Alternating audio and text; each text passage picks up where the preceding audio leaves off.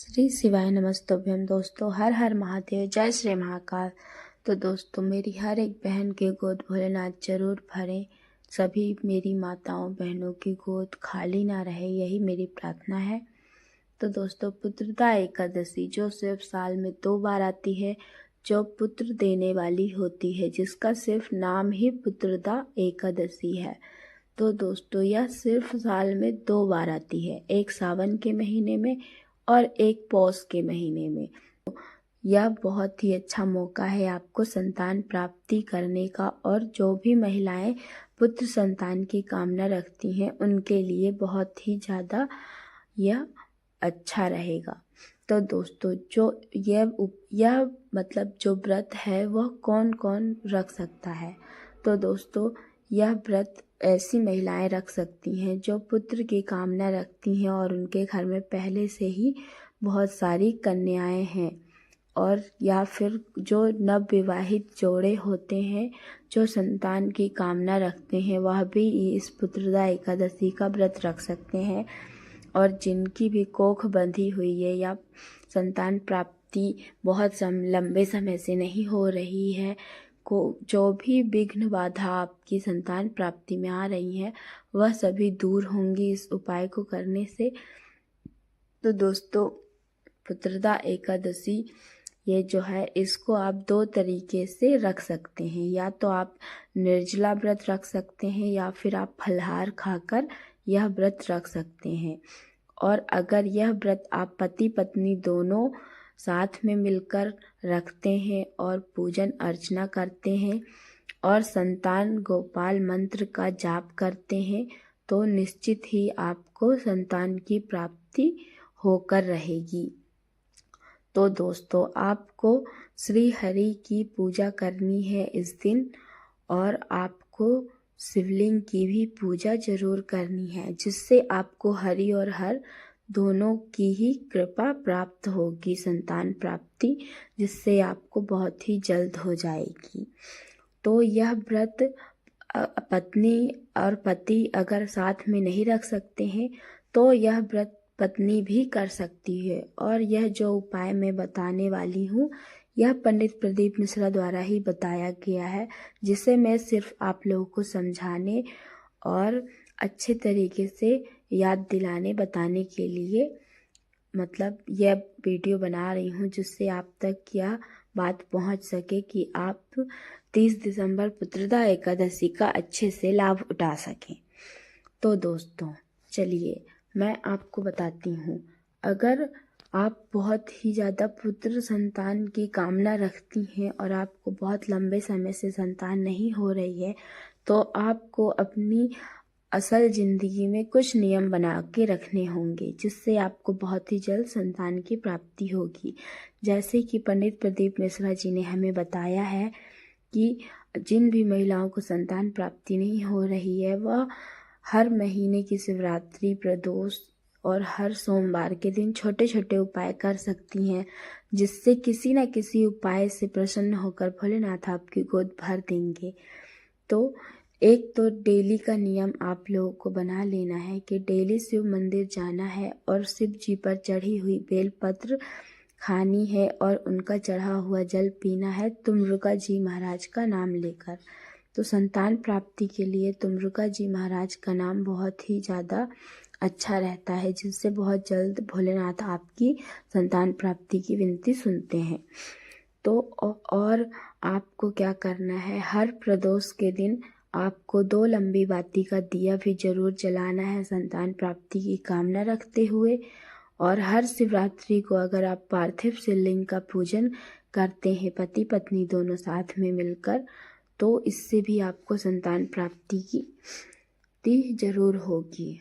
और दोस्तों, पुत्रदा एकादशी के दिन आप जब शिवलिंग की पूजन करने जाएं तो 108 गेहूं के दाने भी साथ में जरूर लेकर जाएं और भोलेनाथ की शिवलिंग पर समर्पित करें, जिससे कि आपकी वंश की वृद्धि होगी। तो दोस्तों, आपको क्या करना है, तो दोस्तों, आपको एकादशी का व्रत रखने के एक दिन पहले 10वीं तिथि से ही साफ सुथरा सात्विक भोजन करना है और फिर दूसरे दिन सुबह उठकर ब्रह्म मुहूर्त में उठकर बढ़िया से स्नान कर लेना है और आपको सूर्य देवता को अर्घ देना है और तुलसी माता को जल चढ़ाना है, जिससे कि आपको इनका भी आशीर्वाद मिलेगा। और फिर उसके बाद आपको अपने घर की मंदिर में आना है और पूजा अर्चना करने के बाद जब आप अपने दिन का शुरुआत करें तो आपको थोड़ा सा फूल और सिक्का लेकर अपने घर में जो लड्डू गोपाल या श्री हरि की प्रतिमा होगी उसके सामने आपको संकल्प ले लेना है कि मैं व्रत कर रहा हूँ या कर रही हूँ। उसके बाद आपको अपना व्रत शुरू कर देना है और आपको शिव जी की पूजन आराधना करने के लिए शिव मंदिर जरूर जाना है। तो जो भी आपके पास शिव जी को चढ़ाने के लिए सामग्री हो जरूर लेकर जाएं और 108 गेहूं के दाने शिवलिंग पर जरूर समर्पित करें, जिससे आपके वंश की वृद्धि होगी। और भोलेनाथ को बेल पत्र, धतूरा, समी पत्र जरूर से अर्पित करें। अगर मिल जाए तो, ना मिले तो कोई बात नहीं। उसके बाद चलिए मैं आपको बताती हूँ कि मैं जो उपाय आपको बताने वाली हूँ वह कैसे करना है। तो उसके लिए आपको 1 कटोरी घी ले लेना है और 1 कटोरी खीर ले लेना है और आपको 2 बेलपत्र चाहिए होगी और 1 होगा आपको घी का दिया, जो आपको शिव मंदिर में ले जाकर भोलेनाथ के सामने घी और खीर का कटोरी समर्पित कर देना है। और आपको एक गलती नहीं करना है, आपको शिवलिंग के ऊपर बिल्कुल भी यह कटोरियाँ नहीं रखनी है। शिवलिंग के नीचे ही आप यह कटोरी रखें, क्योंकि शिवलिंग के ऊपर कोई भी वस्तु नहीं रखनी चाहिए। तो इस तरीके से आप भोलेनाथ के सामने खीर और घी की कटोरी अर्पित कर दें। उसके बाद आपको क्या करना है, 1 लोटा जल जो आप पहले चढ़ा चुके होंगे, उसके बाद आपको ये घी और खीर समर्पित करनी है। उसके बाद आपको भोलेनाथ के ऊपर 2 बेलपत्र समर्पित करनी है जो आप लेकर आए थे। और बेलपत्र समर्पित करने के बाद आपको क्या करना है, भोलेनाथ की जो आप घी का दीपक ले गए थे वो आपको भोलेनाथ की चौखट पर जला देना है। श्री शिवाय नमस्तुभ्यम का जाप करते हुए। और पति पत्नी दोनों अगर गए हों तो साथ में श्री शिवाय नमस्तुभ्यम या ओम नमः शिवाय का जाप जरूर करें शिव मंदिर में।